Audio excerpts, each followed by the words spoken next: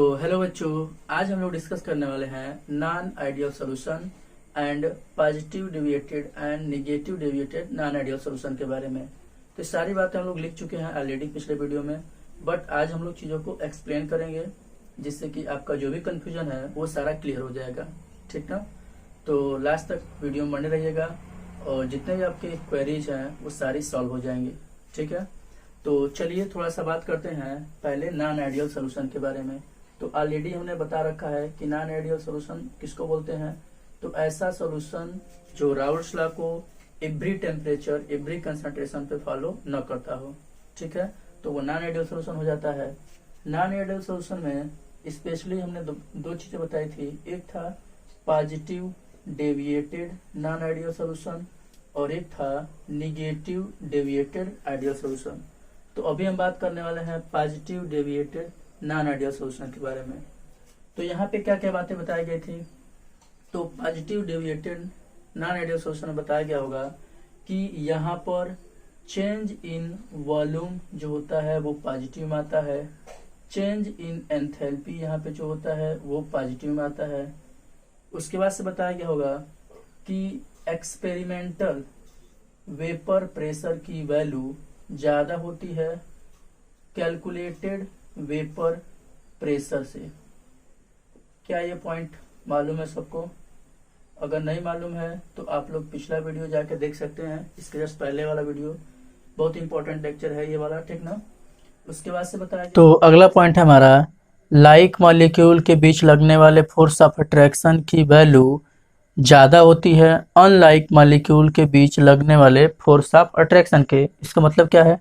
Solute के molecule या solvent के मॉलिक्यूल के बीच फोर्स ऑफ अट्रैक्शन ज़्यादा लगता है in compare to solute and solvent molecule के बीच लगने वाले फोर्स ऑफ अट्रैक्शन के। ठीक है, यहाँ पर हम लेते हैं किसका? इथेनॉल एंड एसीटोन का। कई सारे एग्जाम्पल बताए गए हैं बट हम इसी को लेकर के एक्सप्लेन करेंगे चीज़ों को। ठीक है, तो चलिए देखते हैं ये जो सारी बातें हम लोग लिखे हैं ये कैसे हम लोग लिखे हैं, मतलब कैसी चीज़ें आ जाती हैं। तो सबसे पहले बात कर, ठीक ना? तो ये सारी बात हम लोग देखेंगे बट उससे पहले थोड़ा सा हम इस पॉइंट को एक्सप्लेन करते हैं कि लाइक मॉलिक्यूल के बीच फोर्स ऑफ अट्रैक्शन ज़्यादा लग रहा है, अनलाइक के बीच फोर्स ऑफ अट्रैक्शन कम लग रहा है। तो ये हमारे पास हो गया सॉल्यूट। ठीक है, ये हमने सॉल्यूट का सैंपल ले लिया एंड ये हमारे पास सॉल्वेंट का सैंपल हो गया और इसे हम डिनोट कर रहे हैं कि ये सॉल्यूट ए है। सारे जगह पे ये सॉल्यूट क्या भर रखा है? ए मॉलिक्यूल है, सॉल्यूट को दिखा दिया हमने। बी मॉलिक्यूल से दिखा दिया हमने कि ये सॉल्वेंट है। सॉल्वेंट के मॉलिक्यूल किससे दिखा दिया? तो बी से दिखा दिया। ठीक है, अब हम जब सॉल्यूट एंड सॉल्वेंट इन दोनों को आपस में मिलाएंगे तो क्या बनेगा? सिंपल सी बात है कि यहाँ पे सॉल्यूशन बनेगा। बट ये जो सॉल्यूशन बना, थोड़ा सा एक बात ध्यान रखना है, ये सॉल्यूट के मॉलिक्यूल हैं तो सॉल्यूट एंड सॉल्यूट के मॉलिक्यूल के बीच फोर्स ऑफ अट्रैक्शन लग रहा होगा और ये फोर्स ऑफ अट्रैक्शन ज़्यादा है इन कंपेयर टू यहाँ पे सॉल्यूशन के अंदर ये जो हमारा सॉल्यूट है एंड ये जो हमारा सॉल्वेंट का मॉलिक्यूल है, इनके बीच जो फोर्स ऑफ अट्रैक्शन लगता है इसके कंपेयर में यहाँ पर फोर्स ऑफ अट्रैक्शन ज़्यादा है। एंड अगर हम सॉल्वेंट की बात करें तो सॉल्वेंट के मॉलिक्यूल के बीच में भी लगने वाला फोर्स ऑफ अट्रैक्शन इस फोर्स ऑफ अट्रैक्शन से ज़्यादा है। ठीक है, क्लियर है बात? तो यहाँ पे जब हम सॉल्यूट एंड सॉल्वेंट दोनों को मिक्स करते हैं, सॉल्यूट एंड सॉल्वेंट को जब हम मिक्स करते हैं तो क्या होगा? तो बताते हैं।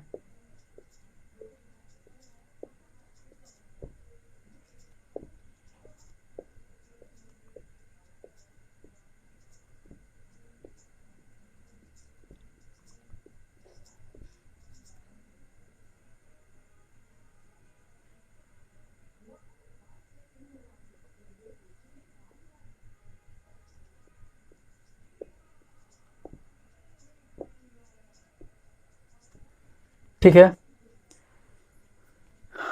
तो जब हम इन दोनों को आपस में मिला देंगे तब क्या होता है, तो जब मिलाते हैं तो इसका ये जो वॉल्यूम है ये हमने एक्सपेक्ट किया था कि ये जितना वॉल्यूम है, ये जितना वॉल्यूम है, तो इन दोनों का सम के बराबर इसका वॉल्यूम आना चाहिए। मतलब अगर हम मान लेते हैं कि सॉल्यूट का वॉल्यूम V1 है और सॉल्वेंट का वॉल्यूम V2 है, तो इसका मतलब ये जो सॉल्यूशन बनेगा अप्रॉक्स V1 प्लस V2 के बराबर बनना चाहिए।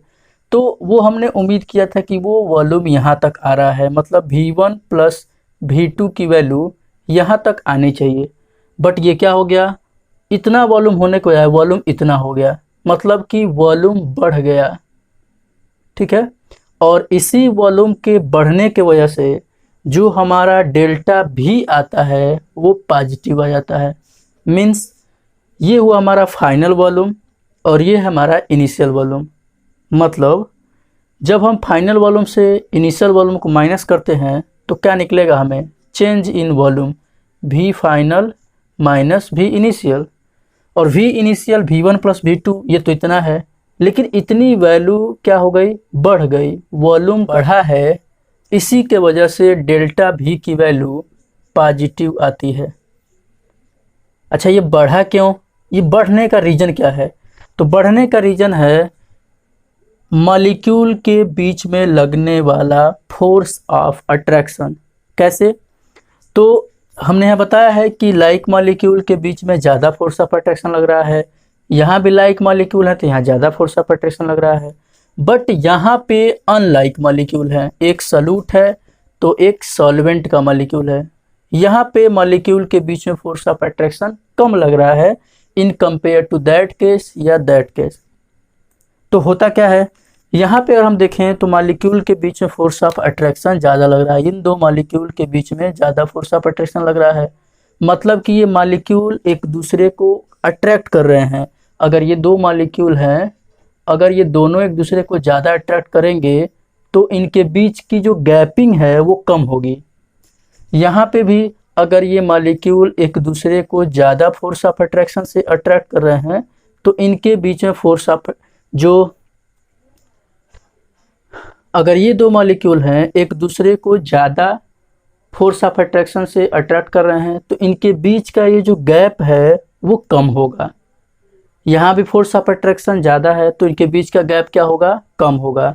बट यहाँ पे मॉलिक्यूल अट्रैक्ट तो कर रहे हैं बट इनके जो इनका फोर्स ऑफ अट्रैक्शन है इन दोनों के कंपेयर में बहुत कम है। तो इसका मतलब यहाँ पे मॉलिक्यूल एक दूसरे को कम फोर्स ऑफ अट्रैक्शन से अट्रैक्ट कर रहे हैं, तो इसका मतलब इनके बीच का डिस्टेंस ज़्यादा होगा that case and that case. मतलब यहाँ पे जितनी गैपिंग होगी दो मॉलिक्यूल के बीच में, इन दोनों जगहों पे जितना गैप होगा उससे ज़्यादा गैप यहाँ पे बनेगा, क्योंकि force of attraction different molecule के बीच में कम है। तो फोर्स ऑफ अट्रैक्शन कम होने की वजह से मॉलिक्यूल थोड़े से दूर दूर होते हैं, जिसके वजह से जो वॉल्यूम ये कंटेन कर रहा था, जो वॉल्यूम ये कंटेन कर रहा था, इन दोनों के सम वाले वॉल्यूम यहाँ पर नहीं आती है, उससे वॉल्यूम बढ़ जाता है। समझ में आए सारी बातें, क्या क्या बोला गया। मैं ये बोला हूँ कि यहाँ पर सॉल्यूट का वॉल्यूम V1 है, सॉल्वेंट का वॉल्यूम V2 है, तो जो सॉल्यूशन बना उसका वॉल्यूम कितना होना चाहिए, V1 प्लस V2 होना चाहिए, लेकिन होता नहीं है, उससे ज़्यादा वॉल्यूम बढ़ जाता है। हमने उम्मीद किया था कि यहाँ तक वॉल्यूम आएगा V1 प्लस V2, लेकिन वॉल्यूम इतना होने के बजाय ये इतना हो गया। तो रीज़न क्या है, ये बढ़ क्यों गया वॉल्यूम, तो बढ़ने का रीज़न है फोर्स ऑफ अट्रैक्शन। यहाँ पे फोर्स ऑफ अट्रैक्शन ज़्यादा है जिसके वजह से ये सारे मॉलिक्यूल कम से कम वॉल्यूम में रहेंगे। यहाँ भी फोर्स ऑफ अट्रैक्शन ज़्यादा है मॉलिक्यूल के बीच में तो ये भी कम वॉल्यूम कवर करते हैं। लेकिन जैसे इन दोनों को मिक्स करते हैं तो यहाँ पे दोनों आ जाते हैं A एंड B, और A एंड B में उतना ज़्यादा फोर्स ऑफ अट्रैक्शन नहीं है जहाँ जितना यहाँ लग रहा था या जितना यहाँ लग रहा था, तो यहाँ पे फोर्स ऑफ अट्रैक्शन कम लग रहा है। और जब दो मॉलिक्यूल के बीच में फोर्स ऑफ अट्रैक्शन कम लगेगा, इसका मतलब सीधा सा है उनके बीच में डिस्टेंस बढ़ गई होगी, तभी यहाँ पे फोर्स ऑफ अट्रैक्शन कम लग रहा होगा। और इनके बीच की गैपिंग बढ़ गई, इसका मतलब ये जो कंटेनिंग वॉल्यूम है, ये जो टोटल वॉल्यूम कंटेन करेंगे वो इन दोनों के वॉल्यूम से ज़्यादा होगा। क्लियर है? इसको आप ऐसे समझ सकते हैं, जैसे मान लेते हैं, रियल एग्जांपल लेते हैं, रियल लाइफ वाला एग्जांपल। जैसे मान लेते हैं ये एक कोई फैमिली है जिसमें कि 5 मेंबर हैं, ठीक है, और यहाँ पे भी एक फैमिली है जिसमें कि 5 मेंबर हैं। ये फैमिली अपने आप में खूब ज़्यादा खुश है, आपस में ही इनकी बहुत ही ज़्यादा, मतलब कि कह सकते हो अंडरस्टैंडिंग बहुत अच्छी है। ये सब लोग इकट्ठे होकर के गेम भी खेल लेते हैं, ये सारे इकट्ठे होकर के मैच भी खेल लेते हैं, ये सारे इकट्ठे होकर टीवी भी देख लेते हैं। मतलब जहाँ भी रहते हैं ये इकट्ठे रहते हैं, क्योंकि इनके अंदर बहुत ही ज़्यादा कह सकते हो कि फोर्स ऑफ अट्रैक्शन ज़्यादा है, एक दूसरे के अंदर अंडरस्टैंडिंग बहुत अच्छी है। तो सब घुल मिल कर रह रहे हैं, मतलब कि ये सब पास पास रहेंगे, ठीक है। कुछ इस तरह का केस यहाँ भी है, यहाँ भी इनके बीच में अंडरस्टैंडिंग खूब ज़्यादा अच्छी है, तो ये सब आपस में घुल मिल कर रहते हैं और बहुत ही पास पास रहते हैं, ठीक है।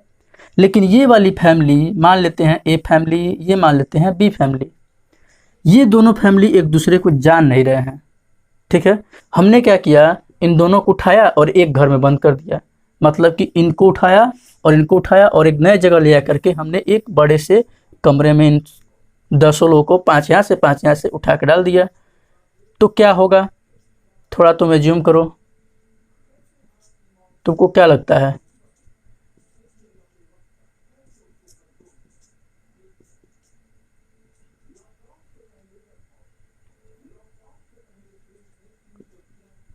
अब देख कर थोड़ा सा बताओ, तुम्हें क्या लगता है, जितना जगह यहाँ पे ये कवर कर रहे थे, जितना वॉल्यूम यहाँ पे कवर कर रहे थे और जितना वॉल्यूम ये कवर कर रहे थे, क्या यहाँ पे आने के बाद इतना ही वॉल्यूम कवर करेंगे? नहीं, क्योंकि अब इनके बीच में एक ऐसा अननोन पर्सन आ गया है जिससे कि ये दूर भागेंगे। ये कह सकते हो कि ये बंदा, ये जो पर्सन है, ये पर्सन इसको बहुत ज़्यादा नहीं जान रहा है, ये पर्सन इसको ज़्यादा नहीं जान रहा है, ये इसको ज़्यादा नहीं जान रहा है, तो इनके बीच में फोर्स ऑफ अट्रैक्शन बहुत ज़्यादा नहीं है, तो ये एक दूसरे से ज़्यादा दूर दूर रहना ही पसंद करेंगे। कोई कमरे के इस कोने में है तो कोई दूसरे कमरे में है, तो कोई छत पे है, तो कोई कहीं है, तो कोई कहीं है। मतलब ये चारों जितने भी ये लोग होंगे ये सब फैले होंगे घर में इधर उधर। पहले ये सब एक ही कमरे में इकट्ठे होकर टीवी देख ले रहे थे, ये भी इकट्ठे होकर एक ही कमरे में टीवी देख ले रहे थे, बट अब यहाँ पे हम बात करें, इन दोनों को जो हमने मिला दिया, तो क्या अब ये 10 के 10 एक जगह पर बैठ के टीवी देख सकेंगे? नहीं, क्योंकि ये एक दूसरे को बहुत अच्छे से जान नहीं रहे हैं, तो इनके बीच में उतना अच्छा बॉन्डिंग नहीं है, उतना अच्छा फोर्स ऑफ अट्रैक्शन नहीं है, तो ये थोड़ा दूर दूर रहते हैं। मतलब जो एरिया ये यहाँ पे कवर कर रहे थे, जो वॉल्यूम यहाँ पे ये कवर कर रहे थे, जो वॉल्यूम ये यहाँ पे कवर कर रहे थे, इन दोनों वॉल्यूम के सम के बराबर यहाँ वॉल्यूम नहीं आता है, यहाँ वॉल्यूम एक्सपेंड कर जाता है। ये अब दूर दूर हैं, ज़्यादा डिस्टेंस पे एक दूसरे से रह रहे हैं, तो इसका मतलब यहाँ पे जो वॉल्यूम होगा वो ज़्यादा आता है इन कंपेयर टू वी आई, मतलब इनिशियल वॉल्यूम से ज़्यादा वॉल्यूम हो जाता है किसका, वी फाइनल, जिसके वजह से चेंज इन वॉल्यूम जो होता है उसकी वैल्यू क्या आती है, पॉजिटिव आती है। क्या ये चीज़ क्लियर हो गई सबको?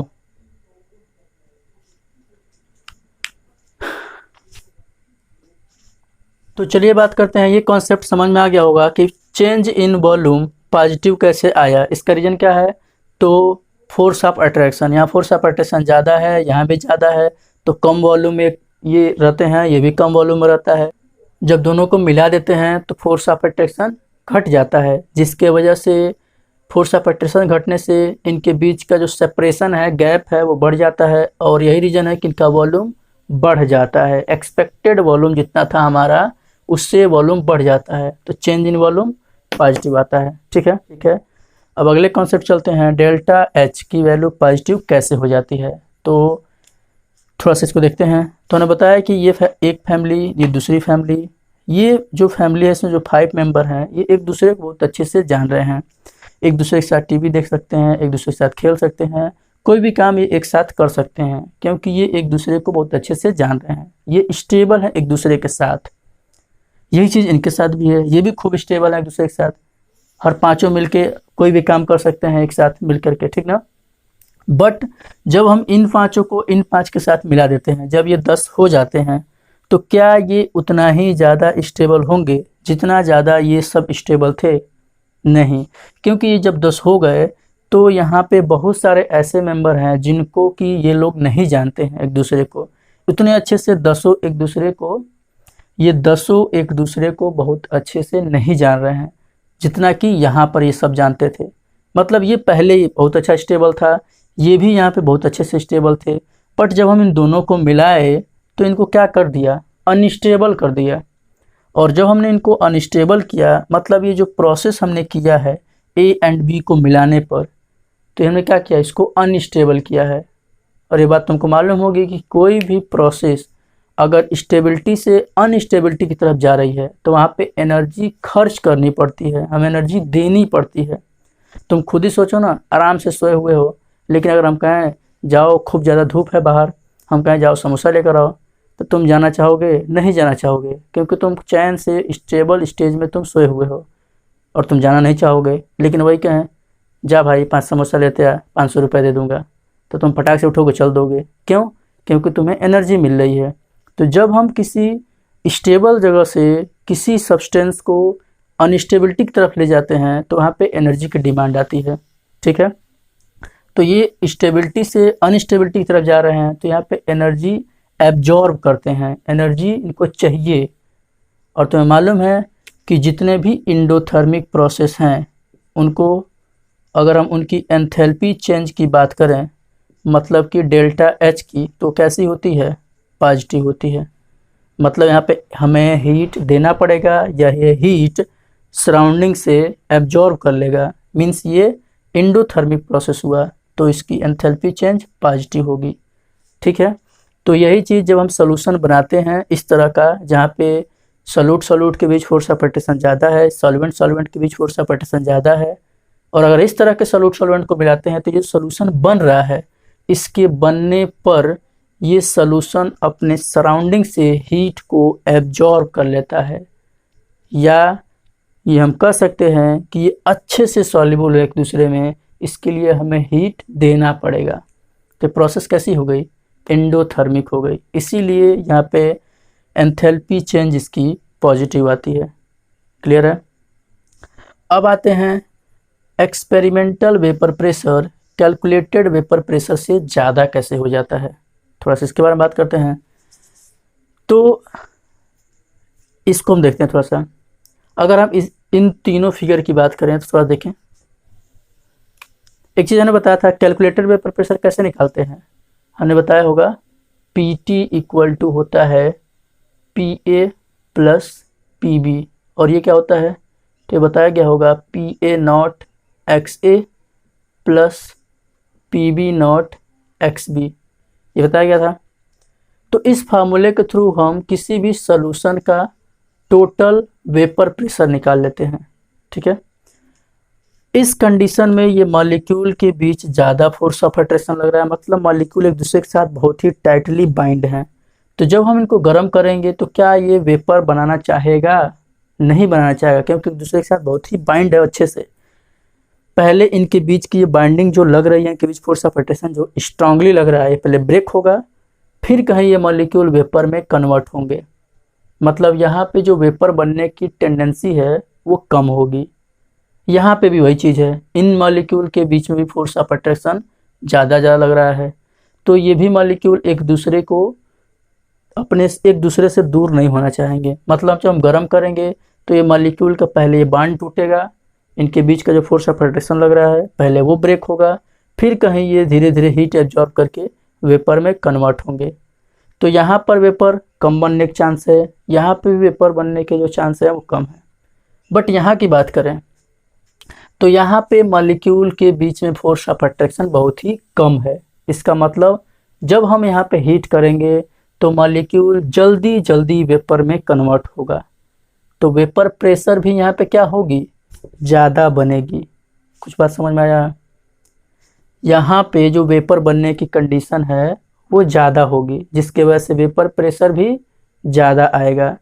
तो जो हम वेपर प्रेशर निकालते हैं, कैलकुलेटेड जो वेपर प्रेशर निकालते हैं, आ गया कैलकुलेटेड जो वेपर प्रेशर निकालते हैं वो हम इन दोनों की हेल्प से निकालते हैं। मीन्स ऐसे PA0 XA PB0 XB से। प्योर स्टेट में इसका वेपर प्रेशर, प्योर स्टेट में इसका vapour pressure, and solution phase में mole fraction of A, solution phase में मोल फ्रैक्शन ऑफ बी। इन दोनों की हेल्प से हमने कैलकुलेटेड वेपर प्रेशर निकाला। अब जब हमने ये वैल्यू निकाला यहाँ से, तो ये तो हो गया हमारा कैलकुलेटेड वेपर प्रेशर, लेकिन यहाँ पे वेपर कम बन रहा था, यहाँ पे वेपर कम बन रहा था। तो अगर यहाँ पे वेपर कम बन रहा है मीन्स टोटल वेपर प्रेशर भी कम आएगा इन दोनों के हेल्प से। लेकिन यहाँ पे क्या हुआ, क्या यहाँ पे वेपर कम बन रहा है? इन दोनों के कंपेयर में ज़्यादा वेपर यहाँ पे बन रहा है, जिसके वजह से जो टोटल वेपर प्रेशर होगा वो इस वैल्यू से ज़्यादा हो जाता है।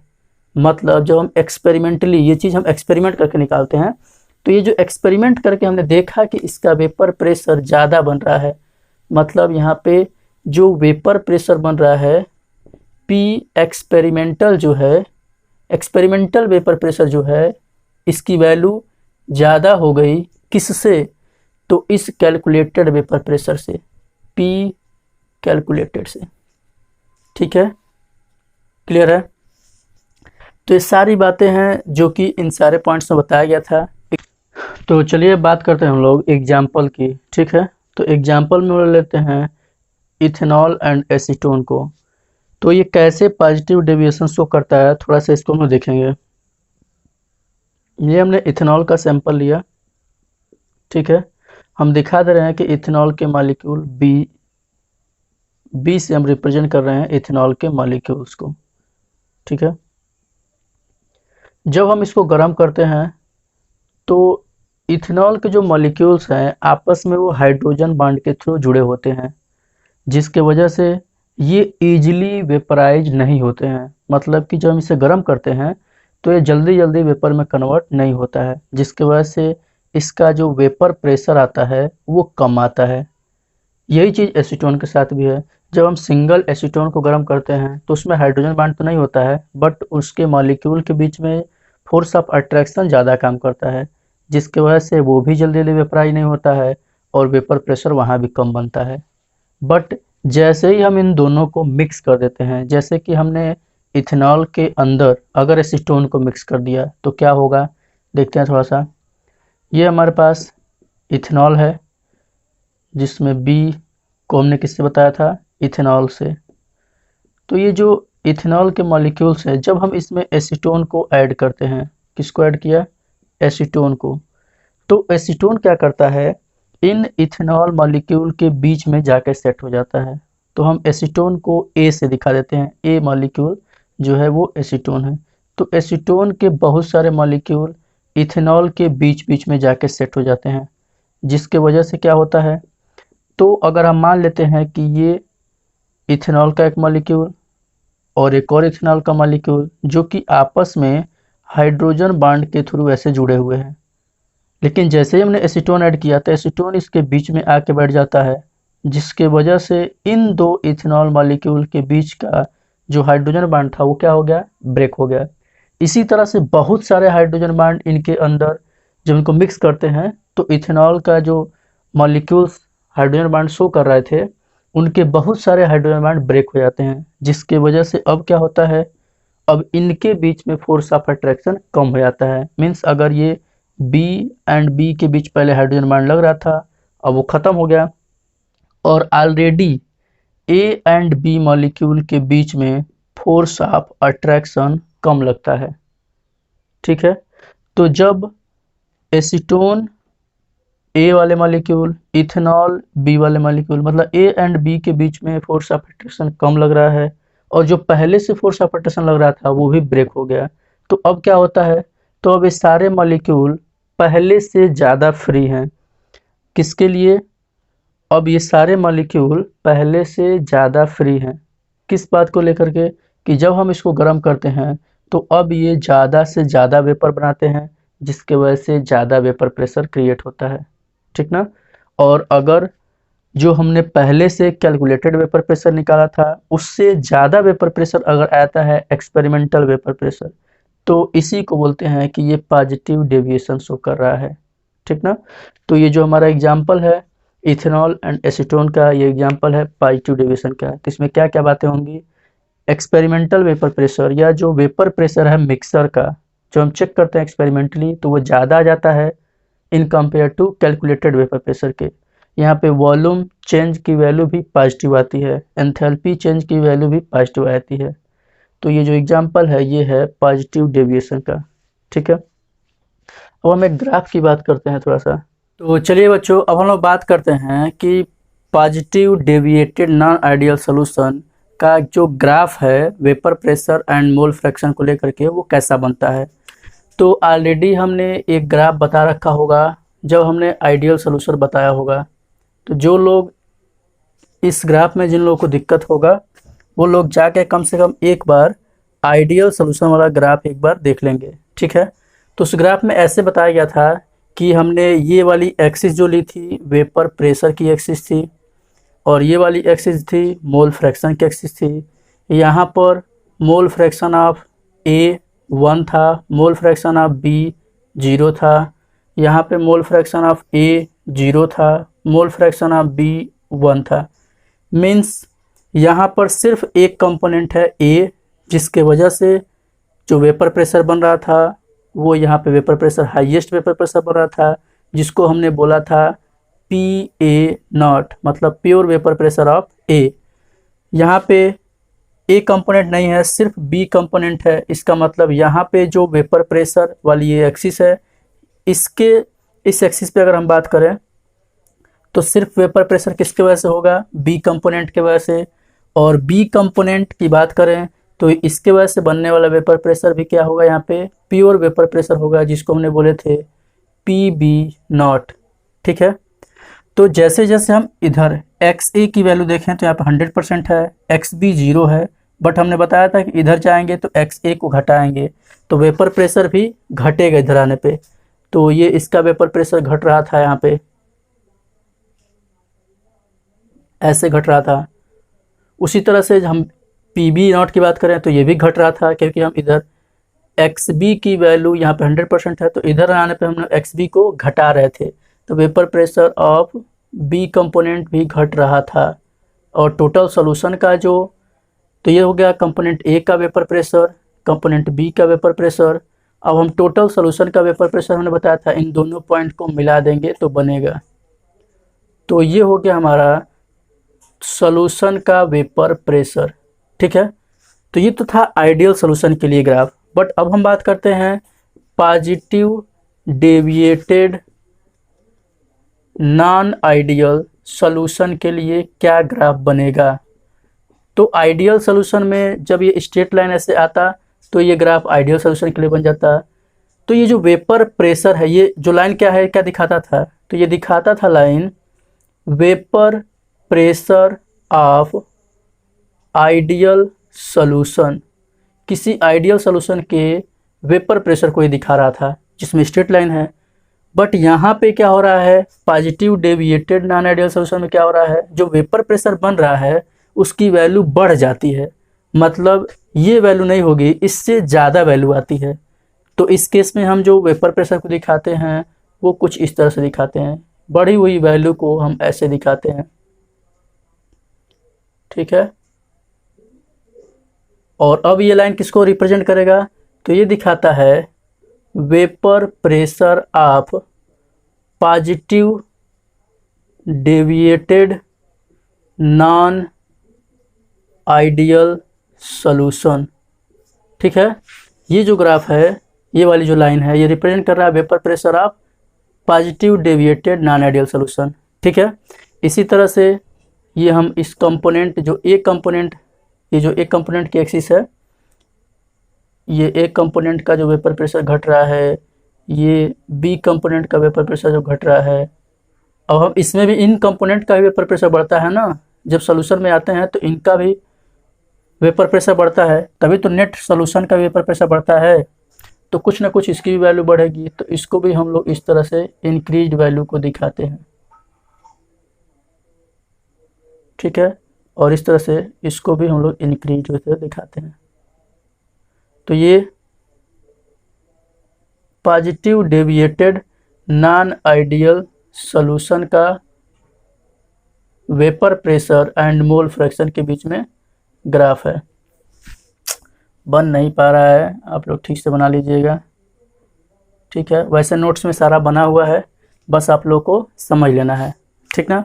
तो ये जो ग्राफ है vapour pressure and mole fraction के बीच में है, और ये किसके लिए ग्राफ है, तो positive deviated non ideal solution के लिए। ठीक है, तो हो गया। अब हम बात करेंगे negative deviated non ideal solution के बारे में। तो सब लोग चाहें तो एक बार ये नोट कर सकते हैं, आगे हम लोग बात करते हैं।